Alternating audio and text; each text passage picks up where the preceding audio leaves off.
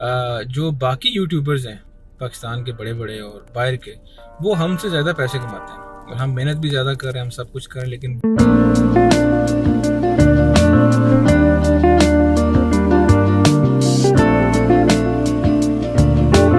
अस्सलाम वालेकुम जी, कैसे हैं आप? सब ठीक हैं, फिट है, मज़े में। मैं अदीम एक दफ़ा फिर अपने कार स्टूडियो में से, वो भी डार्क मोड में से हाजिर हूँ बड़े टाइम बाद। असल में आज जो वीडियो बनेगी वो भी गाड़ी में बनेगी, एडिट भी गाड़ी में होगी, यहीं से मैं इसको अपलोड कर दूंगा और जल्दी सारा कुछ करना है मुझे, क्योंकि मुझे इसके बाद पहुँचना है अबू धाबी। वहाँ पे एक कमर्शियल की एडिटिंग है, वो मुझे करनी है, वो अगले 2 दिन का काम है। लेकिन वीडियो अपलोड करना भी ज़रूरी था। आज जो प्रीमियर का टॉपिक है वो है कलर करेक्शन के बारे में। कलर करेक्शन के बाद आती है ग्रेडिंग। ग्रेडिंग से पहले हमें करनी पड़ती है करेक्शन, क्योंकि जब तक करेक्शन नहीं होगी आप ग्रेडिंग नहीं कर सकते। जब तक कलर्स एक्यूरेट नहीं होंगे आप कलर ग्रेडिंग नहीं कर सकते। लेकिन ग्रेडिंग आपको हमेशा ज़रूरत नहीं पड़ती, वो किसी ख़ास तरह के सीन, ड्रामेटिक सिनेमैटिक सीन के लिए, या कोई ख़ास तरह का सिचुएशन होती है जहाँ पे आपको कलर्स को सिचुएशन के साथ मैच करना पड़ता है, वहाँ ज़रूरत पड़ती है। लेकिन कलर करेक्शन आपको हर फुटेज में चाहिए। कहीं ब्लैक ज़्यादा हैं, कहीं कम हैं, कहीं शेडोज़ हैं, कहीं हाईलाइट्स हैं, ये सारी चीज़ें आपको सेट करना पड़ती हैं। और प्रीमियर में बेसिक जो कलर करेक्शन है वो बहुत आसान है, बहुत इजी है। जस्ट आपको अपने दिमाग को रखना है हाजिर, और जो सीन है उसको अपने दिमाग में लेके आएँ और उस हिसाब से नेचुरली उसको एडिट करने की कोशिश करें, क्योंकि बहुत आसान है। तो बगैर डिले किए चलते हैं प्रीमियर पे, क्योंकि आज मुझे वीडियो 10 मिनट के अंदर ख़त्म करनी है। तो मैं अभी आ गया हूँ प्रीमियर के अंदर, और ये फुटेज है जिस पे हमने काम करना है। आप देख लें ज़रा इसको। अच्छा, आप आएंगे कलर पे। जब आप कलर पे क्लिक करेंगे तो साइड पे आपका बेसिक करेक्शन का पैनल जो है वो ओपन हो जाएगा। उसके नीचे क्रिएटिव है। हमें आज काम करना है बेसिक करेक्शन पे और क्रिएटिव पे। इसी सीन को मैं करता हूँ एडिट, इस सीन को।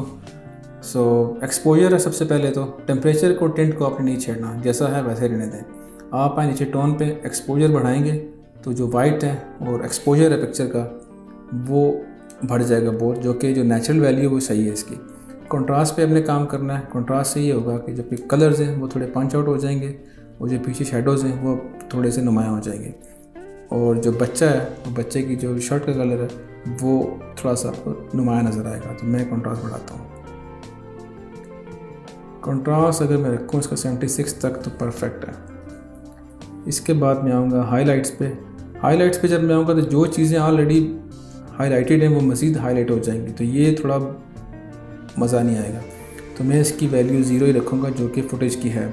शेडोज़ पे मैं काम करूँगा, क्योंकि पीछे जो इस तरफ लीव्स के शेडो हैं और पीछे दरख्त का शेडो है, और पीछे जो बच्चे के पीछे की शेडो की लाइन आ रही है, ये थोड़ी सी अच्छी दिखने लगेगी।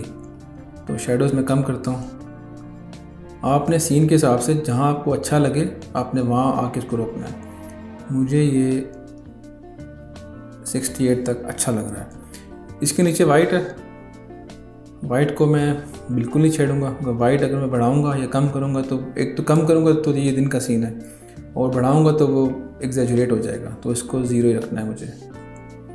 ब्लैक ऑफ कोर्स मुझे कम करना है, क्योंकि जो ब्लैक पार्ट है वो मज़ीद थोड़े ब्लैक हो, और जो ऊपर वाइट सी एक लाइट लीक्स की लुक आ रही है ये ख़त्म हो।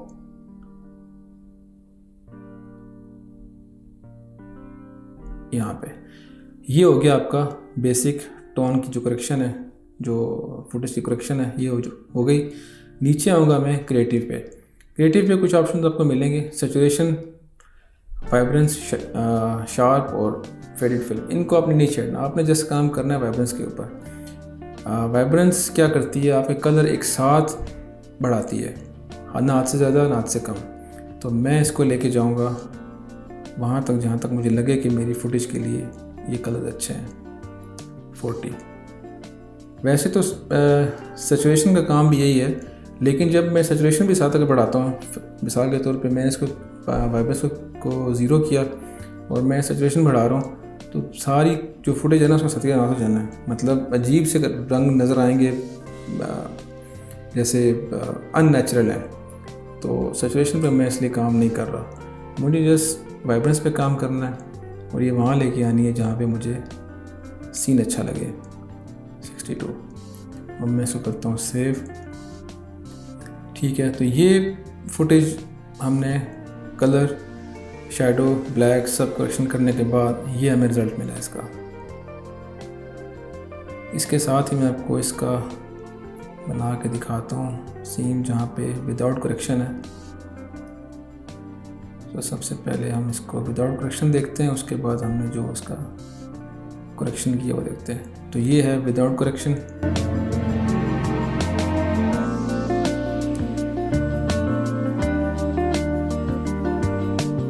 और ये है कलर करेक्शन के बाद।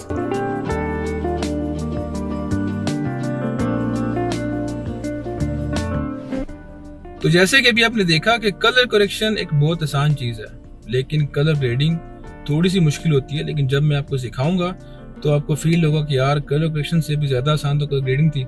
लेकिन कलर ग्रेडिंग जैसा कि मैंने पहले बताया आप हर सीन के लिए नहीं कर सकते, और कलर ग्रेडिंग के लिए आपको जो फुटेज क्वालिटी है वो बहुत ही अला किस्म की चाहिए। मेरी तरह से मोबाइल से जब वीडियो बना के आप कलर ग्रेड करेंगे तो मज़ा आपको नहीं आएगा। बहरहाल इस सारे सिलसिले में कुछ पूछना है तो कमेंट करें, कुछ चीज़ नहीं समझ आया मैसेज करें, कमेंट करें। मेरी कोशिश होती है कि मैं सबको जवाब दूं। अगर मैं किसी को जवाब नहीं दे पाया तो I am really very sorry. अगली वीडियो तक के लिए मुझे दें इजाज़त, क्योंकि मुझे करनी है अभी इसकी एडिटिंग और 1-2 घंटे के अंदर इसको करना है अपलोड। सो अल्लाह हाफिज़।